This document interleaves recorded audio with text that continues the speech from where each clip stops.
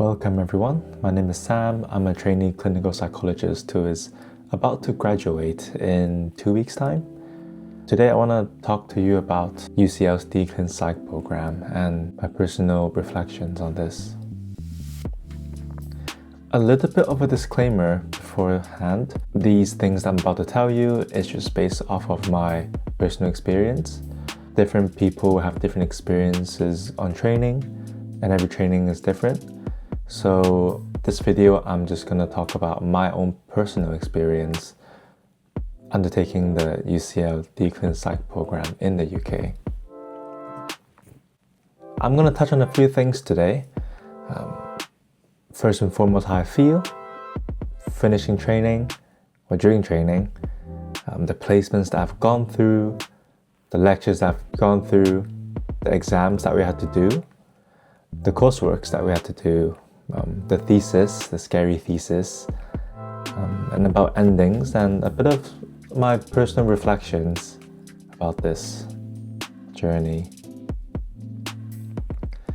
So first and foremost, as psychologists, we always like to talk about our feelings, but I think feelings are an important indication of our experience. And I think looking back at 3 years of training, I feel like it's a long road traveled at a startling pace. I feel like these 3 years has gone by so quickly, too quick. But also, a lot has happened these 3 years. We have been on training, and it's hard to describe what's that like unless you've gone through it. Every 6 months to a year, we change placements, entirely new setting. We've met so many clients and colleagues and friends and learned so much stuff that, it feels like a lot has happened, but also it has gone by too quickly. Very hard to describe.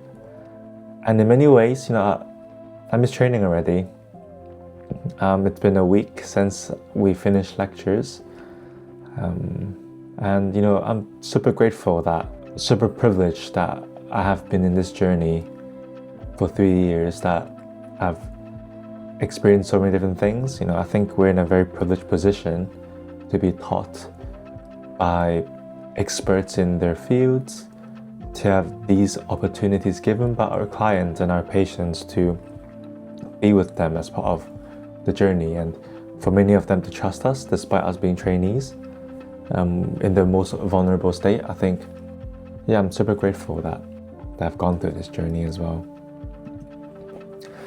So going through the different years of placements, in my first year, I was in a split placement between Camden and Islington IAPT and UCL Clinic. So for those who are not familiar with how the NHS works, or the mental health services in the UK, IAPT, or right now they call it NHS Talking Therapy for Anxiety and Depression, is a primary healthcare service. It's kind of like the GP of mental health care, and it's predominantly a CBT service. So they treat common anxiety and depression disorders in the form of talking therapy, and is mostly CBT. There is some IAPT services who also have counseling, psychology, and some psychodynamic psychotherapy, but it's most likely going to be CBT if you are in an IAPT service. UCL Clinic is a branch of IAPT. It's run similarly to IAPT. They use the same system, but we only see UCL students. I'm really glad that I am placed in an IAPT service in my first year, because, different trainees come in different backgrounds. And for me to be placed in a CBT service, I'm then able to really hone in on my CBT skills and practice so many hours of CBT to such a degree that I can be confident in kind of the core basic CBT skills. And I think that comes in very handy in my subsequent placements. And I'm also in the CBT pathway as well. And so I think it's pretty natural that I'm placed in the CBT placement. And for those who doesn't know what CBT pathways are, we all finish training as a clinical psychologist, but some universities offer you dual qualification as both a clinical psychologist and a CBT therapist. You don't really need to have a CBT qualification to practice in CBT, but I thought that, hey, I've heard stories of people wanting to qualify as a CBT therapist, but the journey is a lot more difficult. So hey, I might as well take on this additional qualification anyway during training. And I'm very glad I did, because that means, I have been placed in a very rigorous CBT service with a brilliant CBT therapist as a supervisor. It means I've also gone through more than 200 hours of assessment and treatment sessions in the IAP services. All right, in my second year, my first placement in my second year is in the forensic inpatient unit at John Howard Center. This is a very specialist placement. You don't usually get a very specialist placement in your second year. It's usually in your final year. And for forensics specifically, you can opt in or opt out of that. So you don't have to take on forensics if you don't want to. The reason why I got forensics inpatient in my second year is because I come from a forensic background. I worked in a forensic service as an assistant psychologist. So I really wanted to see what's it like working as a trainee clinical psychologist in a forensic setting. There in forensics, different services have different types of forensic patients, but generally it's patients who have a forensic background who are sectioned to undergo mental health assessment and or treatment. There, it was a very interesting and intense experience. You get to see, and experience patients in all sorts of backgrounds and presentations. I find that a lot of patients are in a minority and diverse background, and you learn a lot. I think it wasn't the easiest placement that I've had, but I'm very glad that I've had amazing supervisors who was able to provide a very containing space to explore the feelings that arise in sessions, the complex dynamics, the complex presentations that we see. And I'm overall super grateful that I have met the people that I've met in that placement, both colleagues, supervisors, and patients. And I hope that these teachings will carry on to my qualified life. Alright, after forensics, I was in City and Hackney CAM's new developmental team and the family clinic within that new developmental service. I really enjoyed working with children and young people and families. I've never worked in CAMs before, and so it was my first placement working in CAMs. Now, I've heard a lot of stories of people working in CAMs saying that, you get really burnt out. It was very under-resourced.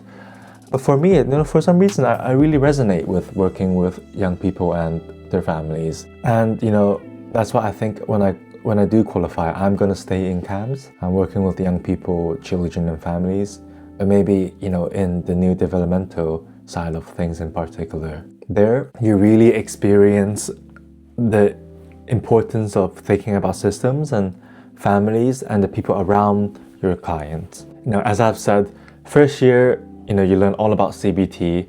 It's very individualistic. So you only really focus on the client and the client experience and their own interpretation of their experience.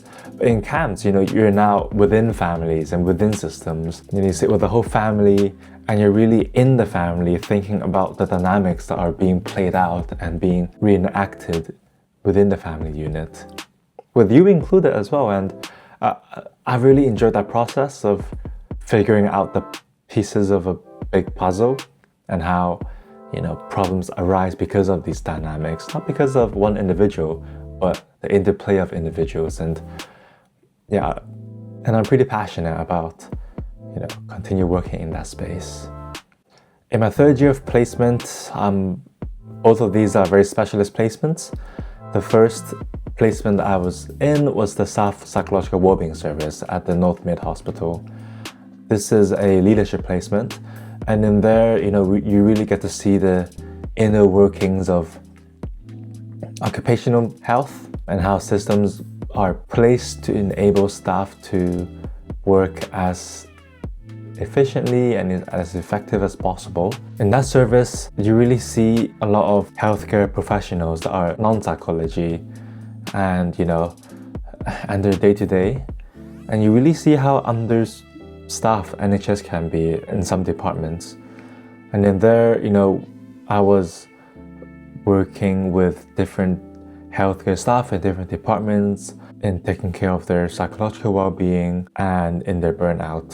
So that was quite an interesting experience. In my final year placement, I was placed in a specialist regional neuro-rehabilitation unit outreach team at the Homerton Hospital. It's a specialist placement in neuropsychology. This placement is such a unique placement and also a very unique service. I think only 2 exist in the whole of UK. This service sees patients who local neuro-rehabilitation teams are not able to see. Perhaps it might be a bit complex. And in this service, we treat patients with acquired brain injury, so it could be stroke or a traumatic brain injury, like in a motorcycle accident, for example. And here I really experienced the inner workings of MDT or IDT and what really being a clinical psychologist is all about. The team is very small. It's comprised of speech and language therapist, physiotherapist, occupational therapist, psychology, and different team members have different roles in rehabilitation for the patient. And there's so much teamwork involved, collaboration, communication, and negotiation in the team. Because how the service works is that every patient who gets referred to us get a selected amount of hours. So then each individual team member have to negotiate the hours they need to do the job. So for example, psychology might say, oh, we need 10 hours to do this assessment and this piece of intervention. But the occupational therapist might need 15 hours to do this piece of assessment and do these interventions. But the speech and language therapist might need however number of hours to do their piece of work. So different people have to negotiate with each other. There's a lot of communication and collaboration involved. But there's also a lot of consultation involved. We consult with each other. The speech and language therapist might ask me questions about, a patient that they're seeing or that we're seeing and how best to, communicate with that patient. So it's very interesting. I'm very glad that I've gone through that placement as my final year placement, because you learn a lot about leadership skills and communication and collaboration that you don't usually have a lot of during training. Usually it's just we're really hyper focused on clinical training, kind of clinical skills, what to do in assessments, in treatment sessions, in family services.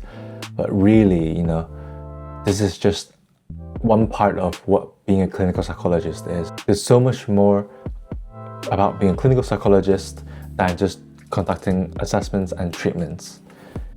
In terms of pathways, this is really UCL specific. There are 4 pathways available at UCL. There's a CBT pathway where you qualify with an additional BABCP qualification as a CBT therapist, and the requirements to pass this pathway are 200 hours of CBT therapy with a qualified BABCP supervisor, and you also need 3 recordings that are rated as competent. There's also a neuropsychology pathway.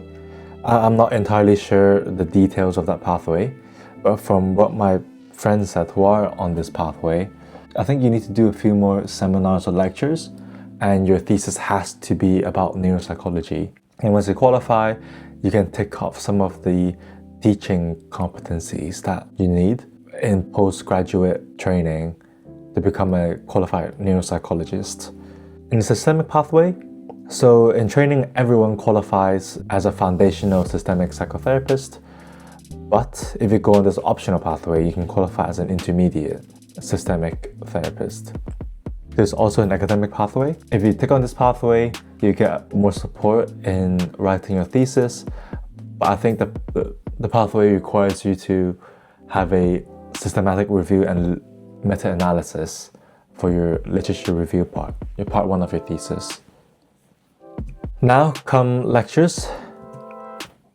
So, as you've probably researched, UCL runs a pluralistic ethos, and what this means is that they place importance on all 3 models, CBT, psychodynamic, and systemic. And I'm really glad that I trained at UCL, because then I think we get a more comprehensive understanding of all 3 schools of psychology.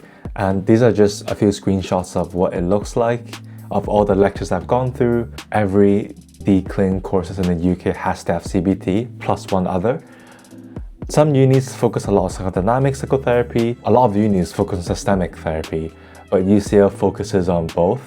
And I'm very grateful that that happened, because then, you don't really know what model resonates with you unless you've gone through the teachings and gone through, the experience, the on-training. So I'm very glad I've gone through all of them. There are also specialists lectures that we have. We have psychosis lectures, we have forensics, health psychology, intellectual disabilities, lifespan development. So we have a bunch of lectures about children's mental health and older adults' mental health. We have lectures on neuropsychology, some specialist interventions like CAT, DBT, or EMDR, or MBT teachers. And of course, we have this unique psychodynamic and systemic seminars, which I think are 5 each, where we are broken down into small seminar groups, and we really dive deep into some psychodynamic or systemic papers, and we discuss about them, and we practice some skills in those seminars.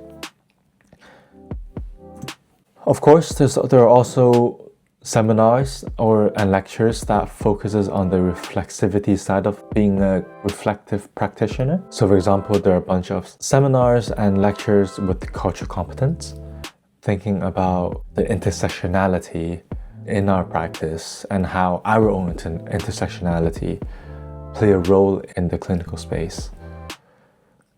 There's also social graces, reflective practice. Now, this is something that's very interesting, and I'm sure a lot of other universities have that as well. But in the first and second year of reflective practice, we're broken down into small groups. We are facilitated using the heads and hearts model. Each group session, we have one person who can then share an experience that they have had in training or in their placement, and then the group reflects about that experience. What I like in the 3rd year is that after 2 years of being facilitated, the 3rd year we then self-facilitation. So you learn a lot about what being a facilitator means and how it works. You get some invaluable experience facilitating. Can then act as a good practice as you qualify as a clinical psychologist. In terms of exams, I know a lot of DClin universities don't have exams, but UCL does. There are a statistics and research methods exam where we get a set of data set. We have to analyze the data and answer questions about the data set. There's also a research methods exam where we get a research paper and answer questions about that research. There are also some clinical essay questions. It touches on different topics that you've learned throughout the years. There are also clinical essay questions in the exams where you get asked questions related to the lectures that you've had. It touches on different topics, and all of these are held online. They used to do it in person, but I think after COVID, they've switched to online, and they have kept it online. Something to think about. And of course, there's the lingering thesis that spans across 3 years. There are 3 parts of the thesis. The first part is the literature review, part 1. Second part is the empirical chapter, and third part is the critical reflection. For the literature review, there are 2 ways you can do it. The first way is a narrative synthesis, where it's essentially an expanded introduction of the topic that you're doing your empirical chapter on. Alternatively, you can do a literature review. It can be a meta-analysis or a narrative synthesis of your topic. And then we have the empirical chapter where you do your own piece of research. And lastly, with the critical reflection, which is sort of like an expanded discussion, but you bring yourself into your thesis. So reflecting about your research process, or you have chosen this methodology, but also how this piece of research has informed your own clinical practice. At UCL, you get a list of projects to choose from in your first year for your thesis. There are a wide range of topics available. I'm sure there's at least one that will interest you, or you can design your own as well. But if you design your own, you need to look for one internal supervisor and one external supervisor to agree to supervise your project. There are also courseworks throughout training. There are 4 clinical reports at UCL spread over 3 years. In the first year, you need to submit 2 reports. The first report is a report of an assessment that you have conducted. The second report is a transcript-based report. So you transcribe one of your sessions, you kind of segment out, and then you have to justify and link and do a theory practice link into why you asked the questions that you have asked and why you've gone the way that you have gone in the session. You also have to do a service-related research project. It's usually done in your placement, where you do a little piece of research project that helps inform your service. In the final year, you get to choose the format that you want to write in. So for example, it can be a single case study you have done, a more advanced assessment report, a theory-oriented report, or other types of reports that might be relevant to you. In the end, you have the viva, and then you have an ending lecture. And that's it, you have completed 3 years of training. Sounds crazy, I know. Bit of some self-reflections from me. When I first started training, I thought, wow, the moment I submit the thesis, it'll be like, whew, a big relief. The moment I finish the viva, the final lecture, it's gonna be like, boom, that's it. Big celebration. I'm gonna be a completely changed person. I'm finally competent. Finally clinical psychologist. But it's been a few days now to a week since my last lecture, and I don't know, it still feels like me, it feels the same. There's no some big reveal. I think it's a slow realization that how much you have grown as a person and as a practitioner over the course of 3 years. And I think there comes a slow realization that you've actually gone through a lot of things, and every stage you have pushed yourself outside of your comfort zone. And in the end, looking back at the first year of training, your very first placement, your first client, and you come to think like, wow, you've gone through so much, and you've learned so many things, both from your colleagues and from your clients. And I think it changes you. I think training changes you for the better. And I'm very glad that I've gone through training. And after training, you think about autonomy, think about the new responsibilities that you have. And I think during training, we're in this bubble, this protected space. You're a trainee, you have good supervision, and you're allowed to test things out. And if it doesn't work, there's always your supervisor to fall back on. And as you finish training, you have these new autonomy in your hands. People look to you more and more for guidance, for knowledge, for supervision. And it comes with a lot of responsibilities, and it really makes you reflect about what your role is as a clinical psychologist and what you want to be, how you want to be, and the things that you want to influence in your clinical practice. And then we have this new sense of freedom.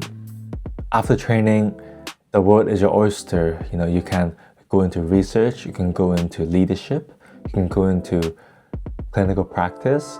What do you want to do as a clinical psychologist? There's unlimited options, I feel like. And I'm at this point where the answer to this question is I don't know what I want to do, you know. But I think the most important thing we have to remember is it's okay to not know. It's okay to be unsure.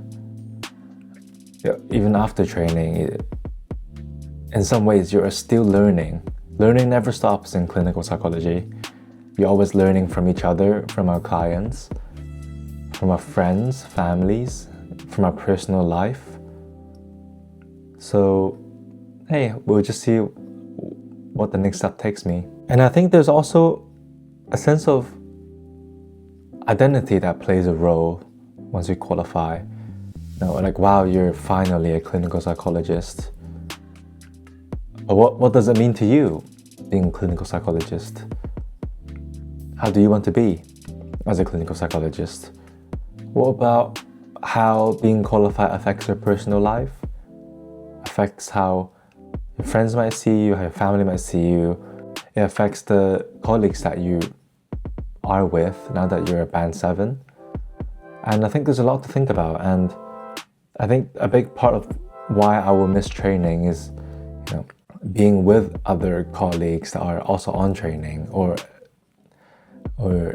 other assistant psychologists that are, you know, still learning so much. And I don't know what life is like when I qualify, and I think it will be very interesting once I start my first job as a qualified clinical psychologist. And hey, maybe I'll have different reflections then. Maybe I'll look back at this recording and think to myself, oh, I've changed a lot. Again, always changing.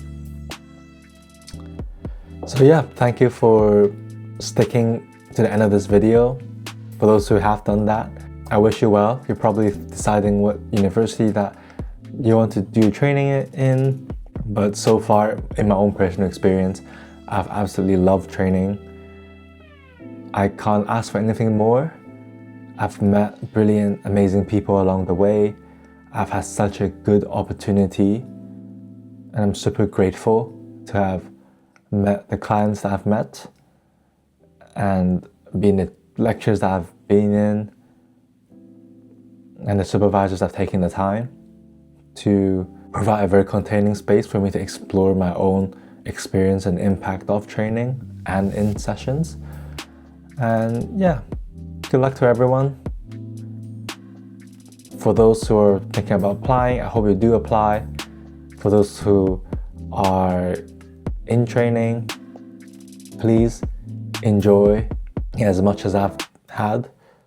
It reminds me of a saying in The Office, for those who haven't watched it.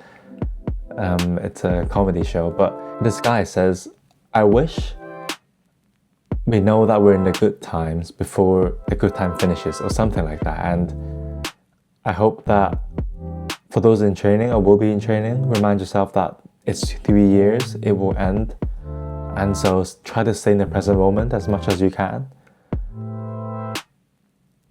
Because once it's over, you know, it's in the past now. You know, we bring a lot from what we've learned and experienced in training into our qualified life.